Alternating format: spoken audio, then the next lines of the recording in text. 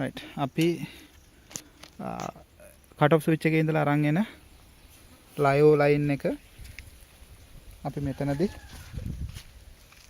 lightning divert එකේ first live in එකට විදිහට A section එකට දෙනවා. ඊට පස්සේ in කරනවා. ඒ වගේම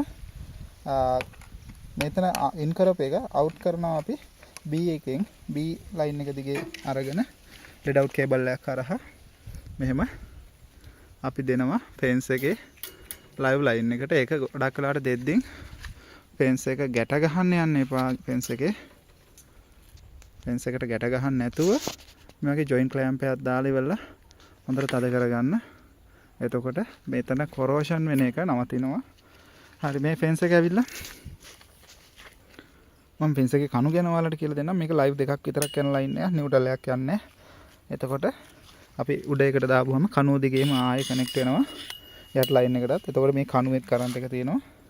right ඊළඟට cut off switch එකට උඩින් තිබ්බ energize එකෙන් අපි අරන් ආවා earth line එක. මම කලින් වීඩියෝ එකේ කිව්වා earth line එක මේකේ මේ මැද තියෙන center point එකට set කරන්න තියෙන්නේ.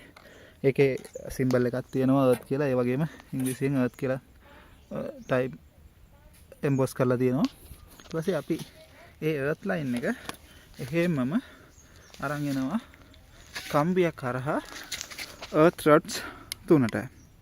මේ earth rods සම්පූර්ණම පොළොවට බස්සන්න ඕනේ. මීටර එකම ආරද්ධික earth rod එකක් හම්බෙන්නේ. එතකොට ගොඩක් වෙලාවට මේ earth rod එක ඊට මේ ටික සීතල තියෙන තැනකින් වගේ හයි කරගන්න. එතකොට ටිකක් ground connection එක හොඳට වැඩ කරනවා. අනිත් එක මම කිව්වා කලින් triangle විදිහට මේ earth rod හයි කරද්දී triangle විදිහට අඩි අතර වර්තලේ තියෙන corners තුනෙට earth rod තුනක් හයි කරගන්න.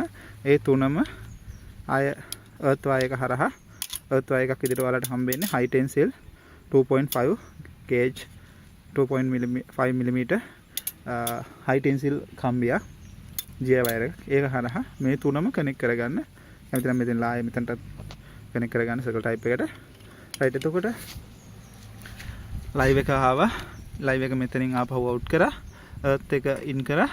ඒ in කරපු තැනින්ම ආපහු connection එකක් කරන් ඇවිල්ලා earth rod එකට දුන්නා. earth rod එකක් සාමාන්‍ය මෙන්න මේ මට්ටමට පොළොවට මේ මීටර එකමාරක් දිග earth rod එක පොළොව මට්ටමට ගහලා බස් ඇතුළට යවලා ඉවරලා මෙන්න මේ වගේ පොඩි කැලක් උඩට තිබ්බනම් ඇති. right එතකොට අපි මේ fence එකේ අනිත් fence එක බලද්දී විශේෂත්වයක් තියෙනවා. fence එක මේ කණුව අඩි 7ක් උස කණුවක් පොළොවට දාලා තියෙනවා අපි අඩි 2කට වගේ. එතකොට මේකේ යන්නේ live එකක් විතරයි. මේ යන්නේ live එකක්. එතකොට මේ කණුවේ current එක තියෙනවා. අපි මේ කණුවට ඇතුල් පැත්තෙන් jack කරනවා නම් මේ වගේ කණුවක් කරගෙන jack කරන්න පුළුවන්. එහෙම නැත්නම් එළියට jack කරනවා නම් එළියට අදිනවා නම් වගේ එතකොට ප්‍රශ්නයක් තියෙනවා. එළියට අපි jack කරොත් එහෙම කණුවට අලි පා ගන්න පුළුවන් කණුව. එතකොට වැට කඩන්න පුළුවන්. මොකද එළියට jack කරොත් ඒ කළු පාට කැල්ල අපිට සම්පූර්ණ පොළොව යට දා ගන්න බැරුව යනවා. එතකොට මෙන්න මේ වගේ උපක්‍රමයක් ගන්නවා. මෙතනට මේ GI බටයක් වලලා තියෙන්නේ කුණ්‍යක් විදිහට. එතකොට මෙන්න මේ එන දිග බෝල් නෝස් එක පාවිච්චි කරලා අර කණුව ඇදලා බඳිනවා. බඳිද්දි මෙන්න මේ වගේ බෝල් නෝස් එක පාවිච්චි කරන්නේ අපිට මෙන්න මෙතනට එනකම් මේ බෝල් නෝස් එකේ මෙතනට එනකම් අර හයි වෝල්ටේජ් එක එනවා. එතකොට මෙන්න මේ වගේ අඟල් දෙකක විතර පරතරයට විතරයි ඉලෙක්ට්‍රිසිටි පාව එකක් නැත්තේ. එතකොට අල්ලිය මෙතනට එනකම් කරන්ට් එක තියෙන නිසා මේකට හානි කරන්නේ නැහැ. එතකොට මේ තියෙන්නේ කෝන පෝස්ට් එකක්, ස්ටේන් පෝස්ට් එකක්. මේක උඩින් වතුර යනවට සීල් කරලා තියෙන්නේ සහ මේ පෝස්ට් එකත් මෙතන ඉඳලා අඟල් 30ක් විතර ගැඹුරට පොළොව යටට ගිහිල්ලා තියෙන්නේ. එතකොට මේ ඉතුරු ටික මෙතනින් අඟල් දෙකක් විතර මේ උඩ තිබ්බනම් ඇති ඉන්සුලේට් කරලා තියෙන එක මේක වැලියන්නේ නැතුව ගස් ගෑවෙන්නේ නැතුව මේ කණුවේ ගෑවෙන්නේ නැතුව තියාගන්න ඕනේ. මේක සම්පූර්ණ පොළොව යටට දාන්න ඕනේ. නැත්තම් අලි මෙතන පාගලත් කඩන්න පුළුවන්. right එතකොට කෝන පෝස්ට් එක ওই විදිහට තියෙන්නේ. මේ තියෙන්නේ මිඩල් පෝස්ට් එකක්. මේක අට වඩා මහතින් අඩුයි මේක. වල තුන් කාලේ වගේ ජේ බටයක් තියෙන්නේ. එතකොට මේකත් අර විදිහටම පොළොව යටට දාන්න ඕනේ. ලයින් තුනකට අපි දීලා තියෙනවා මේ ඉඩ තියෙනවා. නමුත් මම දැන් ලයින් දෙක ඉන්සුලේෂන් කරලා තියෙන්නේ.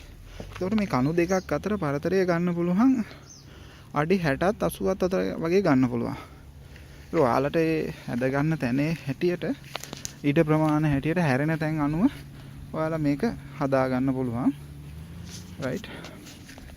එතකොට දැනට එනර්ජයිස් එක ඕකේ. එනර්ජයිස් එක network එකත් එක්කත් connect වෙලා තියෙන්නේ.